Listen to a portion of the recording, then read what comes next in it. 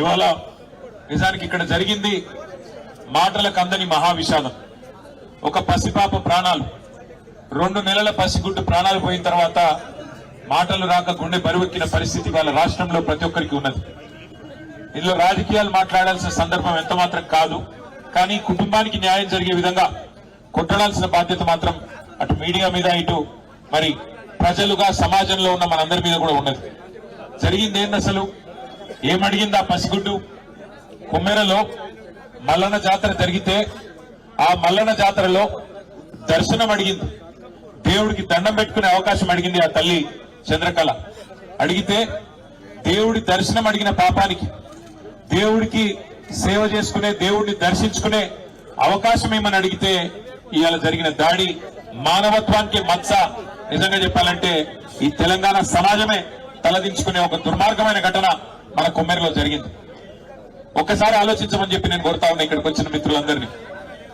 మనం నిజంగా ఏ టైంలో ఉన్నాము, ఏ శతాబ్దంలో ఉన్నాము, జరుగుతున్న ఈ పరిస్థితి ఏంది ఒకసారి ఆలోచన చేయాలి.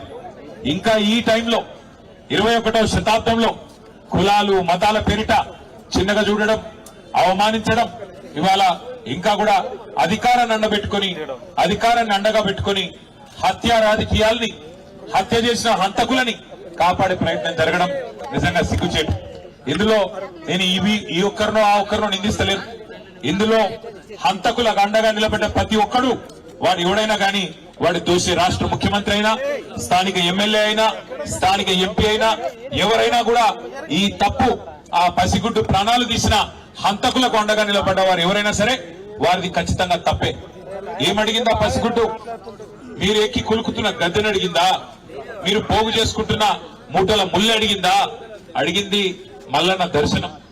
దర్శనానికి పోతా అంటే ఇవాళ కులం పేరుతో దూషించడమే కాకుండా గణేష్ మీద దాదాపు 20-25 మంది దాడి చేసి తన్నినంత చోట తన్నకుండా తన్ని చివరికి ఆ తమ్ముడిని ఇబ్బంది పెడితే, అన్నా ఈ పసిగుడ్డు ముఖం చూసన్నా ఇడిచిపెట్టానన్నా, మావాడు ఒక్కడున్నాడు, మీరు 20 మంది తంతున్నారని చెప్పి ఆ అమ్మాయి మౌలిక వచ్చి ఆ పసిగుడ్డునన్నా ముంగట పెడితే దయగలుగుతుందేమో, మానవత్వం అనేది ఉంటే మనిషిలో ఆ పసిపిల్ల ముఖం చూసన్నా ఊకుంటారేమో అని చెప్పి ఈ అమ్మాయి మౌనిక వచ్చి వాళ్ళని ప్రాధేయపడ్డది, బతిమలాడింది. అన్నా వదిలిపెట్టండి అన్నా, చచ్చిపోతాడన్నా, కొట్టకండి అన్నా, పసిగుడ్డు ముఖం చూసి తండ్రిని వదిలిపెట్టండి అన్నా అని అడిగితే, దుర్మార్గుడు, మానవ మృగం లాంటి మనిషి వాడెవడో చెత్తనా కొడుకు, వాడు కాలితో తంతే ఆ పాపని, ఇవాళ పాప చనిపోయింది.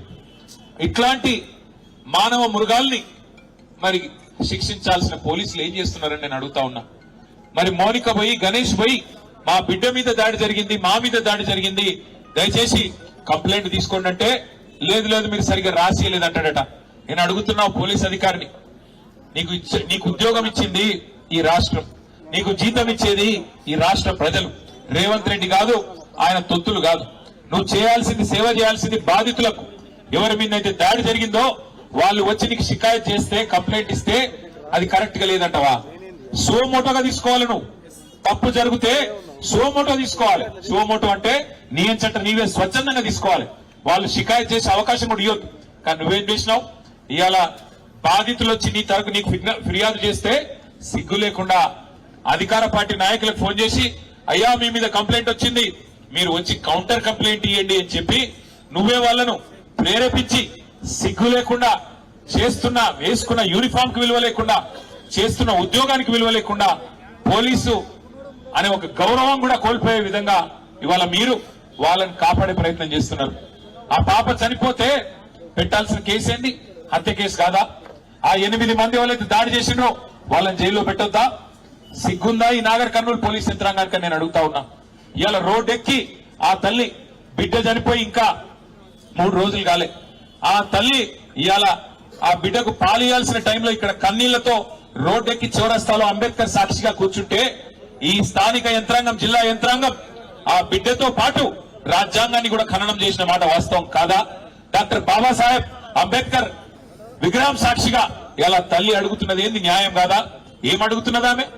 అన్నా నేను అడిగిన ఆ అమ్మాయికి చెప్పిన చంద్రకళ గారికి, అమ్మా నీ కొడుకుకు, నీ కుటుంబానికి నేను అండగా ఉంటా, ఓ 10 లక్షల రూపాయలు పెట్టి ఇల్లు కట్టిస్తా అంటే ఆ చంద్రకళ ఏమన్నదో తెలుసా నాతో? అన్న అది తర్వాత సంగతి అన్నా, మీరు ముందు వాళ్ళకి శిక్ష పడేటట్టు చేయండి, మీరు అసెంబ్లీలో మాట్లాడండి, మీరు మొత్తం రాష్ట్రం దృష్టికి తీసుకొని పోండి. మాకు సాయం చేసేది మీరు తర్వాత చేయండి, పర్వాలేదు. కానీ ముందు ఆ తల్లి బిడ్డలు కోల్పోయిన తల్లి, బిడ్డని కోల్పోయిన ఆ తండ్రి, వారి ఆవేదనకు మీరు న్యాయం చేయండి అని మాత్రమే చంద్రకళ వాళ్ళ నాయనమ్మ కోరుతున్నది. ఇంతకు మించి ఏం అడగాల వాళ్ళు? ఏం తప్పు చేసింది ఆ పిల్ల? అయినా నాకు తెలియక అడుగుతా, 2 నెలల పసిగుడ్డుకు కులం తెలుసా? 2 నెలల పసిగుడ్డు, 2 నెలల పసిగుడ్డుకు మతం తెలుసా? 2 నెలల పసిగుడ్డుకు అధికారం తెలుసా? ఏం తెలుసు?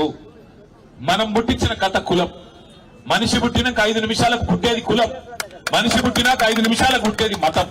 ఇవాళ దానికోసం చివరికి మనుషులను చిన్న చూపు చూసి, దేవుడు దర్శనానికి రాకుండా చేసి, వారి మీద దాడి చేసి, మళ్ళీ వారి మీదనే కేసులు పెట్టి చివరికి రోడ్డు మీద కూర్చునే పరిస్థితి తల్లికి, ఆ తండ్రికి, వాళ్ళ కుటుంబం మొత్తానికి తెచ్చిన ఈ వ్యవస్థ చూసి సిగ్గుతో తలదించుకోవాలి తెలంగాణ సమాజం. మీరు తెలుగు స్పష్టంగా చదవగలుగుతారా? తెలంగాణ యాస మీద మంచి పట్టు ఉందా? అయితే మీకోసం క్యూన్యూస్ ఒక మంచి అవకాశం కల్పిస్తుంది. ఇది ప్రత్యేకంగా విద్యార్థులు, గృహిణులు, వయసుతో సంబంధం లేకుండా ఎవరైనా సరే మీరు ఇంటి దగ్గర నుంచే పని చేసుకోవచ్చు. మీ వాయిస్తోనే ఇంట్లో ఉంటూనే మంచి ఆదాయం సంపాదించుకోవచ్చు. ఇంకెందుకు ఆలస్యం? వర్క్ ఫ్రమ్ హోమ్ కి ఇప్పుడే సంప్రదించండి. మా నెంబర్లు 8688926084, 8143001981.